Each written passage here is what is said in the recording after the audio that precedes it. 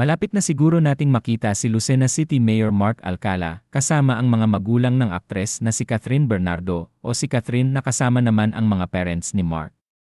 Sa ngayon, makontento muna tayo na makita ang aktres kasama si Mayor Mark, pinsan nito, at nitong huli, ang sister ni Mark na si Dawn. Nagbonding sina Catherine at Dawn sa hindi binanggit na lugar at dahil sa tuwa ng mga Markat shippers, nauna na sila sa pagsasabing bonding ng mag-feature sister-in-law yon. Hindi lang daw si Dawn ang maganda ang pakikitungo kay Catherine, kundi pati ang buong pamilya ni Mark.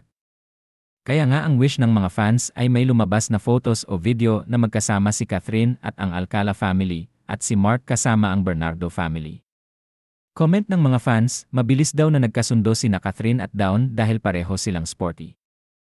In fairness, naging mabait din naman ang mga siblings ni Daniel Padilla kay Catherine noon, hindi lang talaga sila itinadhana, kaya sana, matanggap na ng mga Daniel na fans na wala na sila at may iba nang minamahal. Tuloy pa rin kasi ang puksaan ng mga fans at pati sina Mayor Mark Alcala at Kayla Estrada na girlfriend ni Daniel ay nadadamay.